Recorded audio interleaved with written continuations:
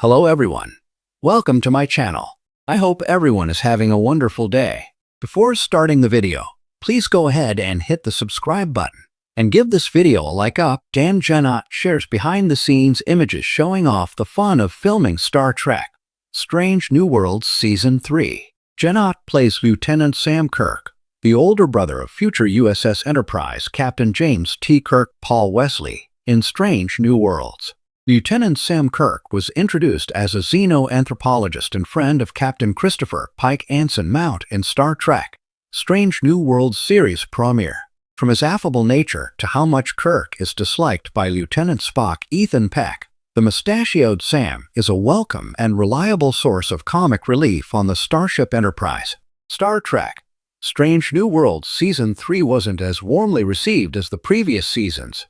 More focused on big swings, Strange New Worlds Season 3 was taken to task by fans for its lightheartedness and giddy exploration of genres as opposed to Star Trek's signature moral dilemmas and social commentary. For Star Trek: Strange New Worlds cast, however, filming Season 3 was a joy.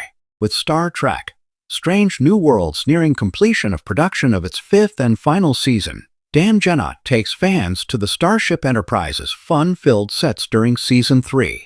On his Instagram, Dan Jennott shared personal photos he took on the set of Star Trek: Strange New Worlds Season 3, Episode 2, Wedding Bell Blues, including Ethan Peck and Jess Bush in their wedding apparel as Lieutenant Spock and Nurse Christine Chapel, and Rhys Darby as the omnipotent meddler, Trellin.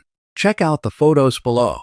Directed by Jordan Canning, Wedding Bell Blues was arguably the best-received comedy episode of Star Trek: Strange New Worlds Season 3, thanks largely to Rhys Darby's electrifying guest spot as Trellin. Dan Jennott's BTS celebrates the eye-popping work by costume supervisor Bernadette Croft, who decked out Strange New Worlds cast in the 23rd century's finest formal wear.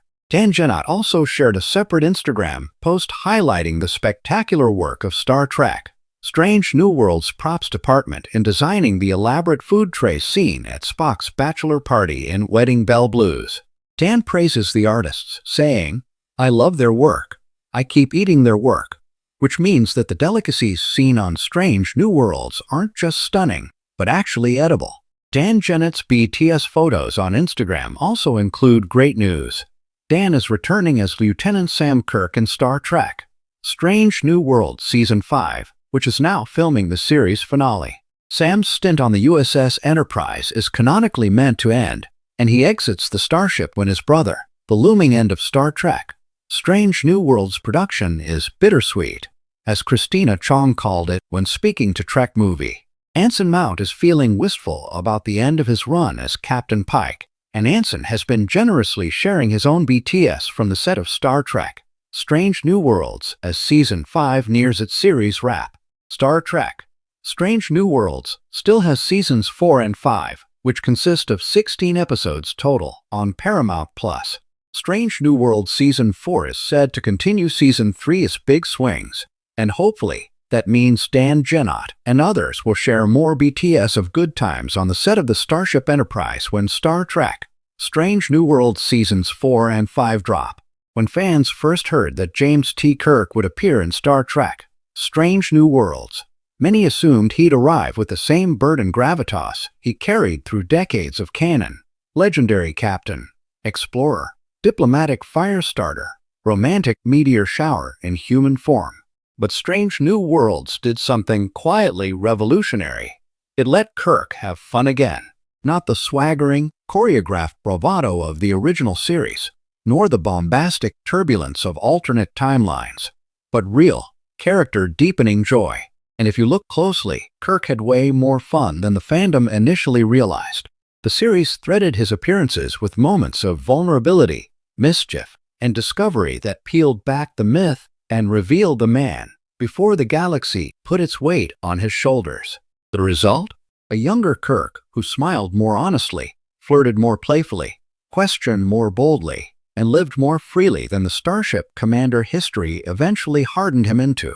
Every other portrayal of James T. Kirk has been tethered to destiny. Whether it's the classic version carving his name into the stars or an alternate timeline Kirk wrestling with the universe's chaotic rewriting of his life, he's always carried the tone of a man who knows he's responsible for something huge. But in Strange New Worlds, Kirk is allowed to just be Jim. No Enterprise command yet. No reputation to manage.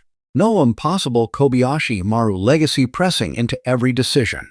This freedom makes his early adventures feel more playful, almost like he's tasting the galaxy before becoming one of its most iconic captains.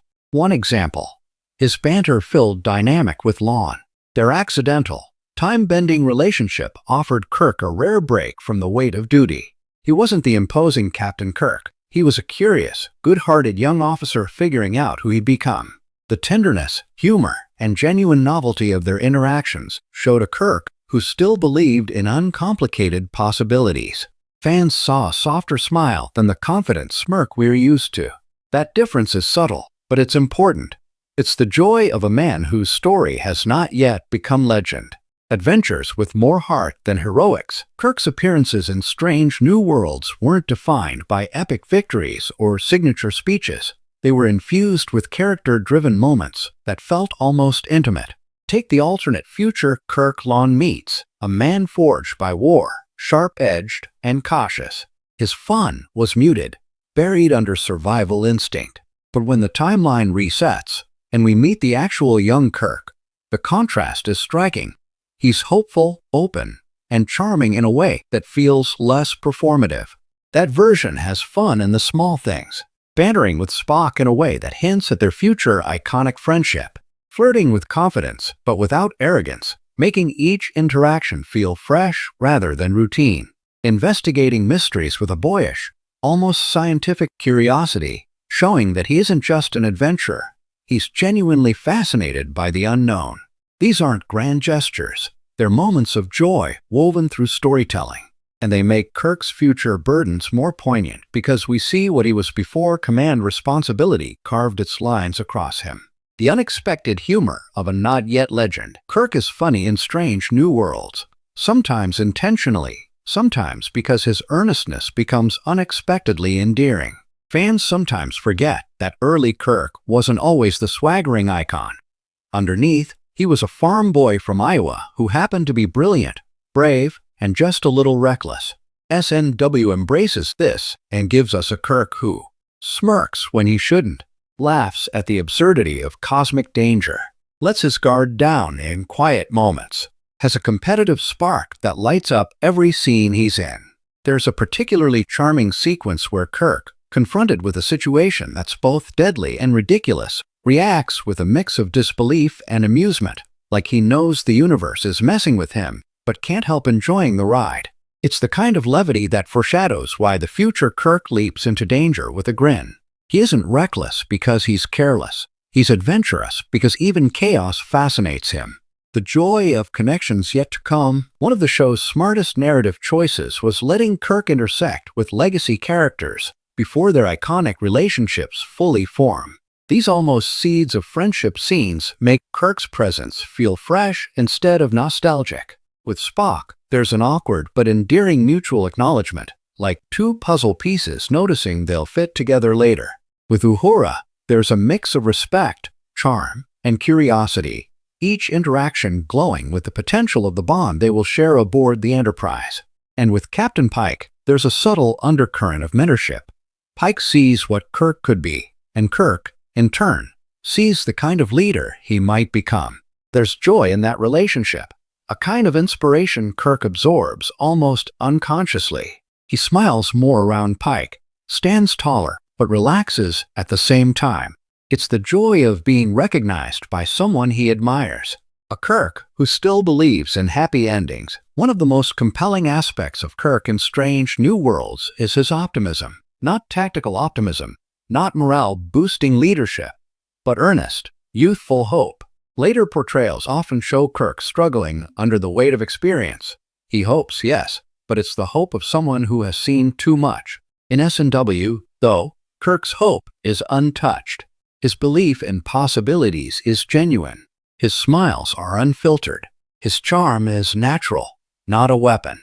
And that makes him fun, not just to watch, but as a character who still feels amazed by the galaxy rather than responsible for saving it. There's something profoundly joyful in that. It's the rare portrayal of a legend before he becomes hardened by history. Kirk has fun because the universe is still surprising him, still delighting him, still showing him who he might become. The quiet truth. Kirk loved the journey before the duty. Kirk's fun in strange new worlds isn't loud.